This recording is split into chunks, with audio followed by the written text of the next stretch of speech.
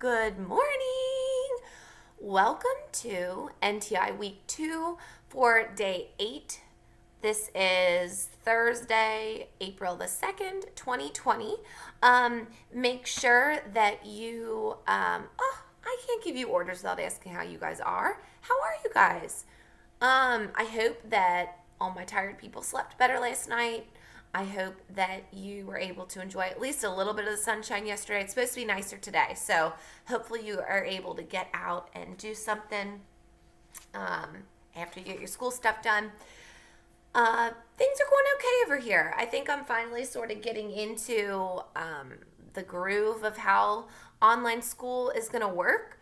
I think it was definitely a learning curve for all of us. So if you're like, I still am not used to this, or I'm still stressed about how to do this, please reach out. I can help you navigate through whatever you need, whether it's Google Classroom or anything else. But also, if you just want to reach out and say, hey, I would love to hear from you. I've had some emails from students all week, and they have been mood changers for me. You guys, teaching isn't as fun without students. So please, if you need anything or just need a little someone to say hey to you, I'm here for it. A few other things I'll say before we start. Number one, meet one of my favorite Christmas gifts. Got it from a student last year. Can you picture a better suited mug for Sarah Guthier? It's a wiener dog with a sweater and antlers, and he's carrying a pug on his back, and he's got a little bird on top, and the bird is wearing a little scarf. So shout out Alexis from last year's freshman class, because this is one of my favorite possessions. I've also decided to dress up for my living room today a little bit. And contrary to what it appears, because now that I'm seeing it on camera, it looks like I'm just wearing my pajama shirt, but this is actually one of my favorite dress shirts that I wear to school.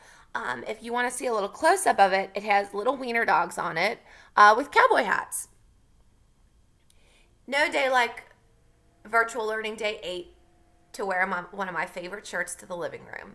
So I hope that you are doing something to make today special for you too. I think a lot of times all these days are like feeling like they're kind of becoming one blur of a day. So anything you can do to make it a little more exciting or a little more special, I hope that you're doing that. Let's see here. All you'll need to have done before you watch this video is have read through chapter 7. So if you haven't done that, pause me now and I'll talk to you in a bit. All of you that are still with me, I assume that means you have read chapter 7, so great job. Lesson today is brought to you by, oh my gosh, I got an email from a student, shout out Eleanor. She recommended an Instagram animal for me to follow, and great minds think alike, because I already followed Esther the Wonder Pig. So Esther the Wonder Pig was supposed to be a teacup pig, like one of those little minis. Well, turns out the people that got her unknowingly just bought a regular size pig, but they loved her so much that they decided to keep her. So here's Esther hanging out in her house. She wears some clothes, like, let's see here. So she's got, oh no, I can't, it's not letting me pull it up. There she is, wearing a little dress. Oh my gosh, it won't pull up on that one, so I'll have to show you the video. Yeah, she's wearing a little dress. Her owners love her so much, and she hangs out and gets along wonderfully.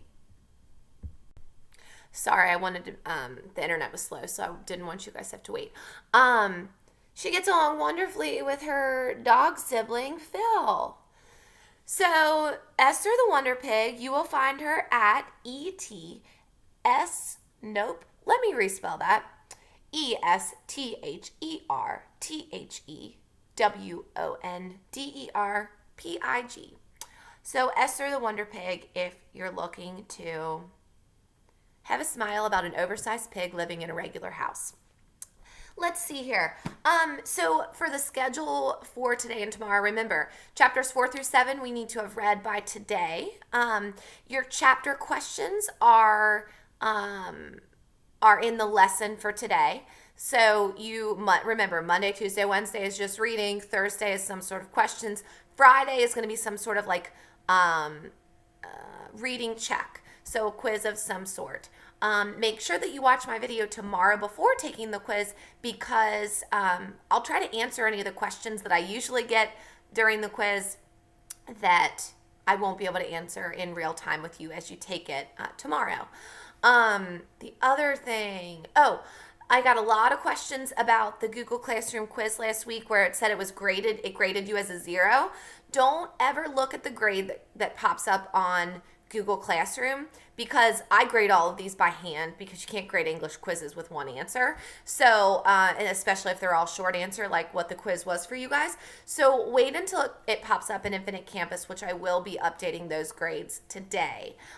So be on the lookout there. Don't ever freak out if Google Classroom gives you a grade in my class because I don't use the grading feature from Google Classroom. So just relax. Okay, so Chapter 7 is not super long, so I'm just going to touch base with you on a few things about Chapter 7 and then send you on your merry way. First of all, we've got a sentence on the first page of Chapter 7. It's the second sentence. It says, as Atticus had once advised me to do, I tried to climb in Jem's skin and walk around in it. What we want to start tracing is going to be Scout's developmental process with empathy. Empathy is being able to feel what someone else feels. It's similar to sympathy. Sympathy is just like feeling bad for someone if something bad happens to them, or feeling sad for someone if something sad happens to them. Empathy is a deeper emotion where you are truly able to put yourself in someone else's position and understand why or how they behave. And I'm not going to go too tangential with this, but in child development, there's a stage in childhood. It's called the egocentric stage, where you don't, as a child, it doesn't mean you're like a bad person, but you're not able to see anything outside of your own worldview. And as you develop through childhood, young adulthood, you start to be able to practice empathy. You start to be able to see outside of yourself and to understand other people's perspectives. But it's definitely the stamp of maturity is how well you can empathize with other people. Instead of just getting angry at someone and being like, I hate them, you're able to understand why they might have done something, or you're able to forgive more easily than you would have. So we definitely want to trace Scout's development there. This chapter is going to have Scout in the second grade. Jem promises it's going to be better than the first. Scout's really not sure, but she's holding out hope because she still doesn't like school very much. And then the end of chapter 7, we still have the kids getting all these fun little treasures from the knothole. Remember, the knothole is it's just a hole in a tree. So the kids, Jem and Scout decide they're going to write a letter to whoever's leaving them this stuff in the knothole. And they compose this letter. They leave it in the knothole. Jem is like so excited to see if the letter's been taken the next day that he runs to the tree only to find out that Mr. Nathan Radley has filled it with cement. Now, yesterday on my walk, I found a tree that was filled up with cement. And I almost put on my Insta story and was going to say, where are you at, Nathan Radley?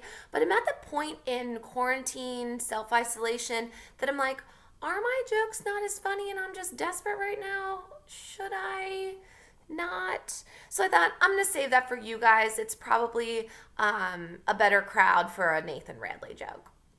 So that is, I don't know what I was going to say there. No idea at all. Not going to pause it. Going to keep talking. So Nathan Radley fills the knothole up with cement, and Jem asks later that night, remember Nathan says, I filled it up because the tree's dying. Jem asks later that night to Atticus, is that tree dying? Atticus is all, I don't think so. Jem's all, well, Nathan Radley said it is. Atticus is all, well, I guess Nathan knows his tree is better than me. And we see Jem in this really intense internal struggle. about this. Now, at a superficial glance, you're like, why is Jem crying at the end of chapter 7? And I don't want to answer that quite yet, but I want you to start thinking about it. What do you think Jem is starting to realize? And I'm pretty sure that I forgot to bring up another huge part of chapter 7, which is Jem finally telling Scout that when he went back to get his pants, that they were mended, but not mended by like the best seamstress in Maycomb. Quite the contrary, they were pretty sloppily sewn back together. And so, what might Jem be realizing at this point?